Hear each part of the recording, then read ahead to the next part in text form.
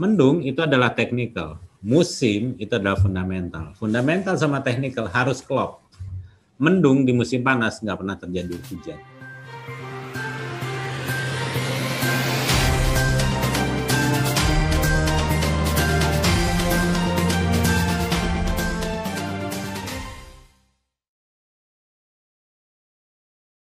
Bapak dan Ibu, saya dapat banyak sekali pesan DM masuk ke Instagram saya, masuk ke Facebook saya, masuk ke Telegram saya mengatakan bahwa Riz, apa sih prediksi tahun 2021 menurut kamu? Apa instrumen yang paling dikejar? Dan bagusnya saya trading apa?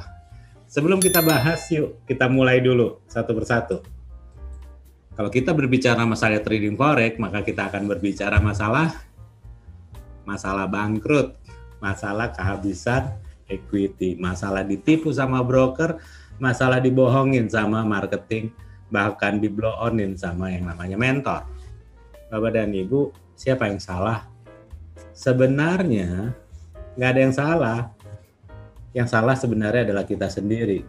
Kenapa? Kita tidak mau belajar. Kita selalu menerima pendapat orang lain, selalu menerima daily signal dari orang lain, dan percaya sama analisa orang lain. Kita nggak pernah percaya sama diri kita sendiri. Pada sore ini, kita akan coba sama-sama yuk ngebongkar bagaimana cara memprediksi money market di tahun 2021. Bagaimana sih caranya? Sederhana atau saya akan ajarkan kepada Bapak dan Ibu dengan cara yang sederhana, asalkan Bapak dan Ibu, yuk kita komunikatif dan atraktif. Bapak dan Ibu bisa chat apa yang saya tanyakan. Dari sana kita bisa sama-sama mengatakan bahwa oh ini yang akan dipilih. Jadi nggak ada cerita lagi bahwa forex itu sebenarnya adalah suatu bisnis yang paling sempurna menurut saya.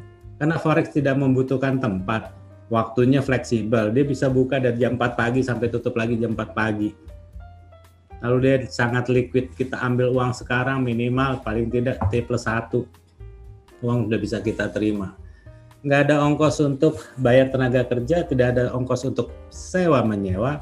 Dan yang menarik, dia punya two-way opportunity. Dia bisa buy, kita bisa ambil peluangnya, dan pada saat harga turun kita juga bisa mengambil peluangnya. Mengapa? Karena kita sudah tahu bahwa yang namanya forex itu adalah kita bertransaksi pair, pasangan. Sama seperti kita berjualan atau kita membeli US dollar terhadap IDR atau rupiah.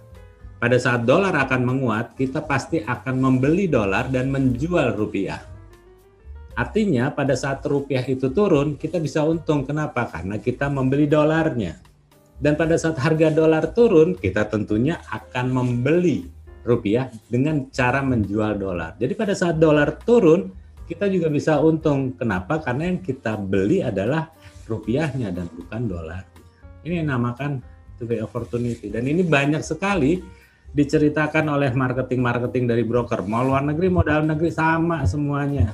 Mereka menceritakan hal yang sama supaya Bapak dan Ibu tertarik. Bisa trading lewat handphone dan kapanpun Bapak dan Ibu mau. Salahnya cuma satu, mereka nggak pernah kasih edukasi sama Bapak dan Ibu. Sehingga korbannya akhirnya menjadi banyak. Mereka mengatakan bahwa andai kata Bapak tadi pagi sudah beli atau kemarin sudah beli gold, hari ini Bapak udah dapat sekian. Dan itu di SMS berkali-kali, di WA berkali-kali pada Anda, supaya apa? Emosi buying-nya timbul. Emosi untuk membeli produk tersebut menjadi tinggi. Dan disitulah kelemahan kita. Lama-lama kita berpikir, karena dicekokin terus kita berpikir, iya juga ya, coba kita masukin uang 100 juta. Begitu masukin 100 juta, karena sebenarnya Bapak dan Ibu tahu harga mau naik atau turun, tapi tidak mengerti. Hingga apa yang terjadi? Yang terjadi adalah mengalami kebangkrutan. Jadi hati-hati dengan penawaran-penawaran dari marketing atau konsultan atau mentor dari broker tanpa adanya edukasi terlebih dahulu.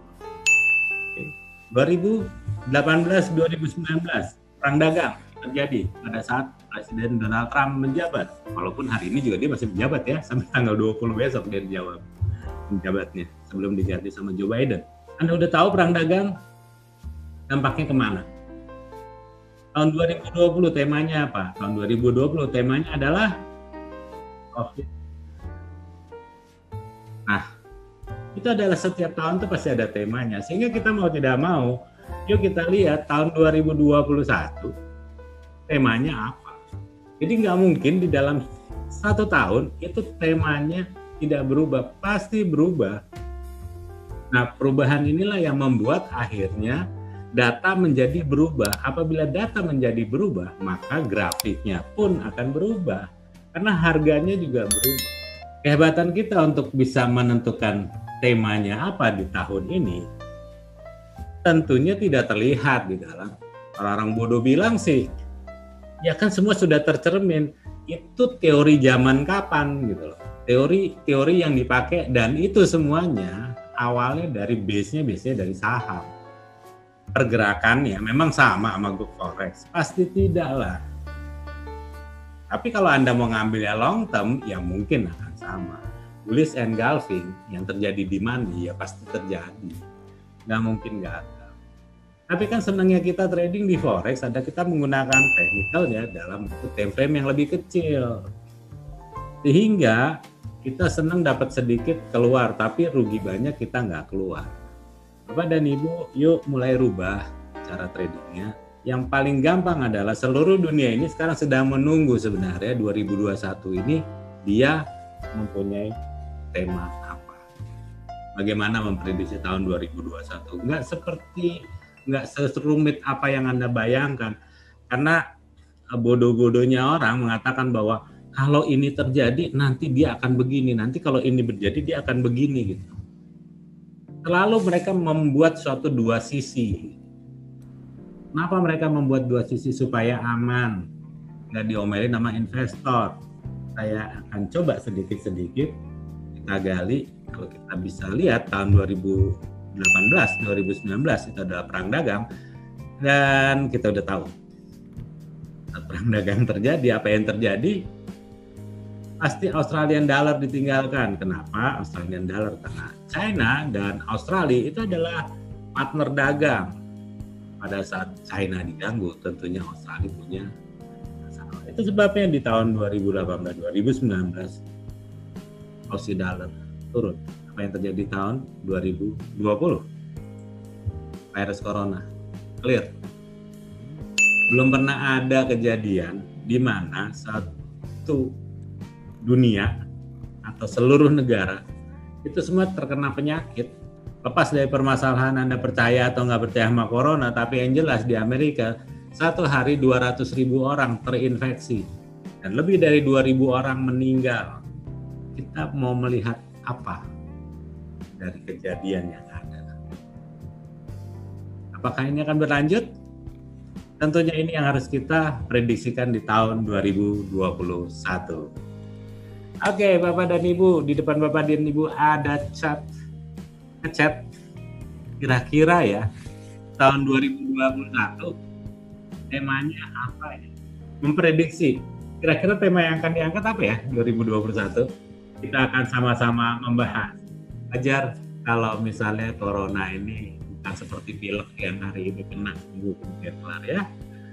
Dari Pak Irwan, temanya pemulihan COVID. Ya, hampir sama Pak Alisa dikit ya.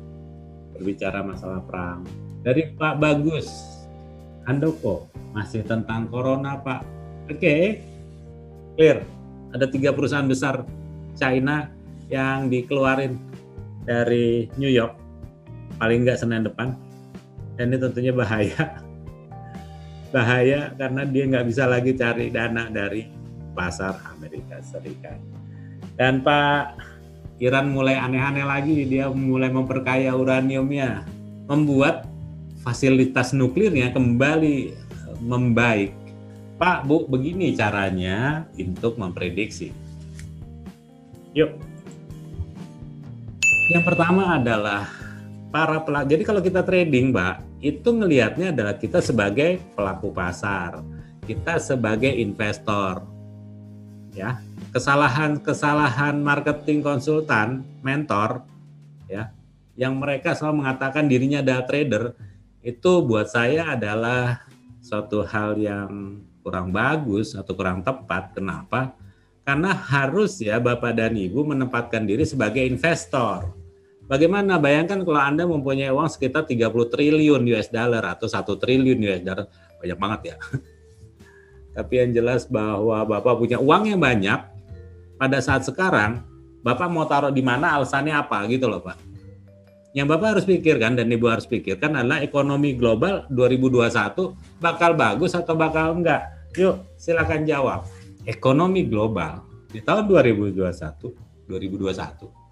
akan membaik atau memburuk? Silakan di chat, diketik atau belum tahu.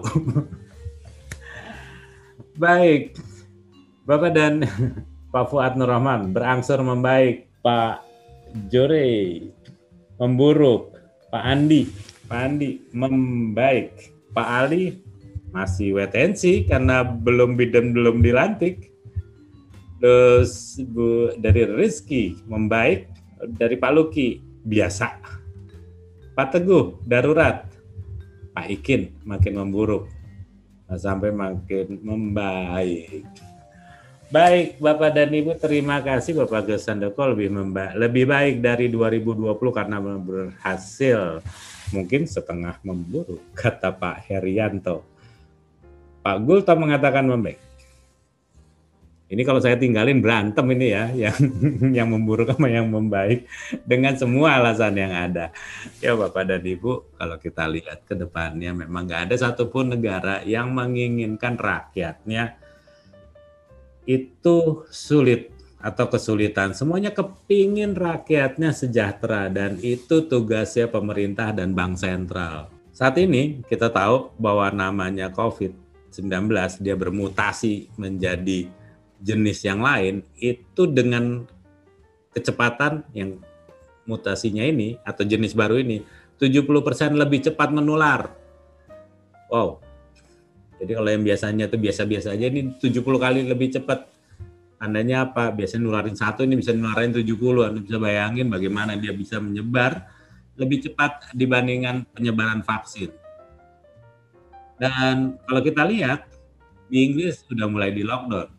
Lalu yang masuk ke Inggris perbatasan sudah mulai kalau ada pembatasan, ada penguncian di situ antara perbatasan antara Inggris. Sedangkan kita tahu Inggris adalah negara nomor 5 terbaik ekonominya di dunia. Kalau dia di lockdown, tandanya apa? Akan mempunyai masalah yang besar kepada negara-negara lain. Jadi kalau kita menganalisa jangan terlalu jauh Pak. Analisanya tuh kuartal pertama, kuartal kedua. Kalau di term itu biasanya harusnya ekonomi nggak terlalu bagus. Karena kalau kita jatuh ya Pak ya, kalau kita jatuh dari sepeda, tentu kita udah tahu nggak langsung bisa lari. Pelan-pelan jalan baru dibenahi lukanya, baru kita bisa jalan normal. Kita udah tahu 2020 kemarin kita jatuh cukup dalam Mbak. Berantakan. Kalau kita lihat perusahaan di dunia itu juga repot Pak, nggak hanya di Indonesia aja. Jadi kalau kita ngeluh, ada yang lebih ngeluh lagi gitu loh. Di mana? Di negara yang nggak punya sumber daya mineral atau sumber daya alam yang bagus yang nggak bisa dijual. Indonesia masih bisa. Indonesia masih bisa jauh lebih bangkit, lebih baik sebenarnya. Ini kan negara-negara lain yang tidak mempunyai sumber daya alam dan mineral yang cukup baik. Bapak dan Ibu, jadi dilihat dulu ekonomi globalnya biasanya dampaknya masih kurang baik. Setelah itu kita mau lihat apa? Kalau ekonominya jelek, kita harus lihat juga penganggurannya. Ini penganggurannya meningkat nggak? Di Inggris saja udah mendekati 5%. Di Amerika belum ada di bawah 5%. Kalau semuanya nurunin suku bunga, kalau uang sudah tidak ada harganya, tentunya Anda udah kita tahu dong apa yang akan Anda beli. Dan ke depannya Anda mengatakan bahwa likuiditas yang sangat banyak, ujung-ujungnya kemana? Ujung-ujungnya mereka nggak akan taruh di perbankan, mereka nggak akan parkir uangnya di perbankan, mereka nggak akan taruh uangnya di deposito. Kenapa? Karena suku bunganya nol, nggak ada benefit dia menaruhkannya. Terus dia belikan saham, makanya sahamnya naik. Selain itu kita tahu bahwa janji The Fed dia tidak akan naikkan suku bunga walaupun inflasi sudah mendekati 2 atau bahkan lebih. Dan member The Fed mengatakan bahwa kalau lebih dari 2 mencapai 3% juga kayaknya kita nggak akan naikin suku bunga sebelum ekonomi Amerika terlihat stabil. Bapak dan Ibu, apa yang harus kita percaya kalau dolar mau menguat? Karena bank sentralnya aja tidak ada niatan untuk menguatkan. Negaranya atau pemerintahnya juga nggak ada niat untuk menguatkan US dollar. Wajar apabila US dollar terus turun dalam 2 bulan terakhir. Oke, Bapak dan Ibu, kita tadi sudah berbicara panjang dan lebar mengenai prediksi 2021 dan Anda bisa simpulkan bahwa US akan melemah. Kalau US akan melemah, Anda sudah tahu sebenarnya per mana saja yang harus dibeli. Tapi lihat per kuartal, per 3 bulan ya. Jangan sampai terlalu jauh, akan repot karena semua data pasti akan berubah. Perubahan data ini tentu signifikan yang bisa merubah arah besar market. Dan tentunya technical ini gunanya buat apa? Technical ini gunanya adalah menentukan entry dan exit. Hanya itu ya, Pak dan Bu. Bukan untuk menentukan, untuk buat ngitung-ngitung, buat sampai di sini. Kalau benar itu kebenaran kok. Karena apa? Karena harganya bolak-balik. Kenapa wave-nya benar? Ya wave-nya benar di yang time frame kecil, begitu masuk time frame besar ya emang benar. 3 ini perlu Anda kuasai dan masing-masing itu adalah 33%. Anda jago di fundamental semata, Anda melupakan 66% lainnya, Anda juga nggak akan pernah berhasil. Gabungan ketiganya tentunya membuat suatu record yang bagus ke depannya. Bapak dan Ibu, ini adalah member dari mulai Januari 2020 sampai Desember tahun 2020 kemarin, dan ratusan orang bergabung dan tujuannya hanya merubah mindsetnya yang tadinya hanya menggunakan metode itu berkali-kali dan hasilnya juga nggak pernah bagus. 2021 ini buang metodenya, ganti metode yang lain karena hanya orang bodoh yang menggunakan metode yang sama ingin mendapatkan hasil yang berbeda. Karena buat saya adalah mendung itu nggak selalu hujan, mendung tidak selalu hujan. Tapi mendung di musim hujan udah pasti hujan, Pak. Mendung itu adalah technical, musim itu adalah fundamental. Fundamental sama technical harus klop. Mendung di musim panas nggak pernah terjadi hujan. Bearish engulfing di uptrend nggak pernah terjadi. Stokastik yang turun di uptrend nggak pernah terjadi. Yang menarik adalah stokastiknya cross ke bawah, fundamentalnya downtrend. Jadi itu Pak. Oke, jadi Bapak udah tahu ya bedanya fundamental sama technical. Yang lebih penting daripada kita mengerti sebenarnya apa sih yang akan dilihat. Yang dilihat adalah sebenarnya pertumbuhan ekonomi global, lalu adanya tingkat pengangguran, lalunya dampaknya pada inflasi, dan kita tentunya sudah tahu bersama bahwa perlambatan ekonomi dunia akan terjadi dan pelemahan US dollar ke depannya pasti masih akan ada. Bapak dan Ibu, yuk investasikan waktu Anda sebelum Anda mulai menginvestasikan uang Anda. Materi minggu depan, Bapak dan Ibu bisa nanti masuk ke Instagram di imperium.strategi, di imperium.strategi. Baik, terima kasih banyak Bapak dan Ibu. Terima kasih atas sharingnya sore ini, dan kita akan bertemu lagi di minggu depan. Selamat sore dan selamat beraktivitas.